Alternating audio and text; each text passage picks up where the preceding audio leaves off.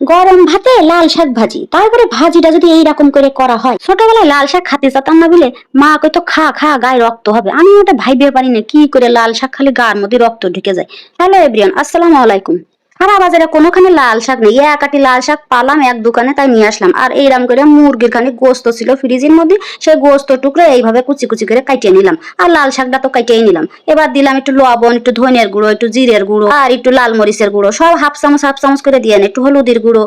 তো এইটা কিন্তু রসুন বাটা, পাটায় বাটার কারণে একটু কালো হয়ে গেছে, তোমরা আবার কিছু মনে করে না।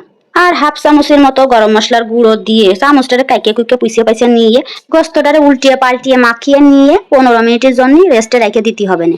এবার চলে গেলাম চুলোইতে, দিয়ে দিলাম কড়াইতে খানিক সরিষার তেল।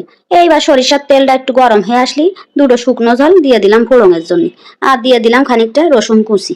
তারপর পারি মুঠখানিক কাঁচা পেঁয়াজ দিয়ে দিলাম। গায়ের কাঁচা ভাবটা চলে গেলেই হবে না আর কি। সব সুন্দর করে ভেজে নিচ্ছি, গায়ের কাঁচা ভাবটা চলে গেলেই চলবে। তো দিয়ে দিচ্ছি একটু নুনটা দিয়ে দিয়ে এবার একটু ভাজা ভাজা করতে হবে, বেশি ভাজা ভাজা করার দরকার নেই, কারণ এর মধ্যে আবার গোস্ত দিলি, সেই গোস্ত ভাজার সময় তো পেঁয়াজটা আবার বেশি ভাজা হয়ে যাবে না। তা দিয়ে দিলাম এবারে মাখানো জোখানো গোস্তটুকু। এইবার সবাই একসাথে ভেজে নিচ্ছি। চুলার আঁচটা কিন্তু নর্মালে রাখতে হবে না। তো ভাজা ভাজির সময় একটু তেল এমন আসলে কম কম পড়ে যাচ্ছে, তা আবার খানিক তেল দিয়ে দিলাম তাও একটু সয়াবিন তেল। গোশটারে চিট করে কাট করে হগল ভাবে ভালো করে ভেজে নিতে হবে না, কোনো রকম কাঁচা থাকলে কিন্তু খাওয়া যাবে না, সেদিকে আবার খেয়াল রাখতে হবে না, ভালো করে ভেজে নিতে হবে।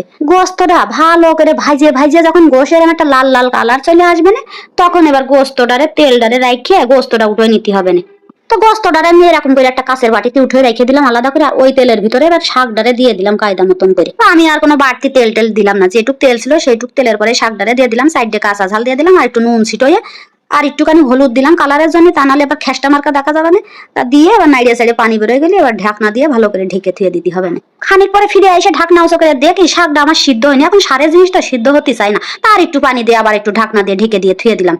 এবার ঢাকনা উঁচু করে দেখি শাকটা আমার অনেক সিদ্ধ হয়ে গেছে আর পানিটাও শুকাই গেছে, পানি এক ফোঁটাও নেই। তো এবারে ভালো করে নাড়িয়ে সাইডে ওই গোস্তটা আমি এর মধ্যে দিয়ে দিলাম।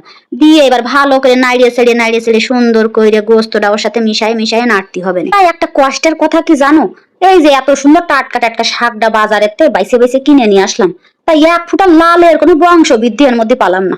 তোমরা দেখতে পাচ্ছ লাল শাকের কোনো আকার ইঙ্গিত আছে এর মধ্যে? লাল শাক আগে খাতাম, লাল টক টক টক টক করতো, বাথরুম পর্যন্ত লাল হয়ে যেত, এত পরিমাণ লাল ছিল। তা যাই হোক শাকটা আমার ভাজা ভাজা হয়ে গেছে। তো যাই হোক লাল শাক তো এমনি মজা, তারপরে যদি এইরকম করে একটু রান্না করে খাতি পারো তাহলে তো আর কথাই নেই। আগে তো নিজেরা খেয়ে দেখ পাই, তারপরে যদি কোনো মেহমান টেহমান আসে তাদেরও এরকম করে রাইন্দে খাওয়াবা। এইরকম স্পেশাল লাল শাক ভাজি খাইয়ে মুখ আর মোটে ফিরাতে পারবে না। আমার কষ্ট লাগতেছে কি জানো, আমি এত সুন্দর করে লাল শাকটা ভাজি করলাম কিন্তু কোনো লাল কালার পেলাম না। তা যাই হোক ভাজিটা এত মজা লাগছিল যা তোমাদের আর বলে বোঝাতে পারবো না। থই থই করে ভাতগুলো সব শেষ হয়ে গেল, মুরগির ভাজা গোস্তটা দাঁতের তলে পড়তিল, আর ওই গরম মশলার ঘিরানটা যে এত ফাইন লাগছিল তা তোমাদের বলে বোঝাতে পারবো না। তা বাপু আমি এত বক বক করলি তো তোমরা বিশ্বাস করতে পারবে না, তো রান্না করে একবার খাইয়ে দেখেন। আজকে আমি চলে যাচ্ছি, ধন্যবাদ।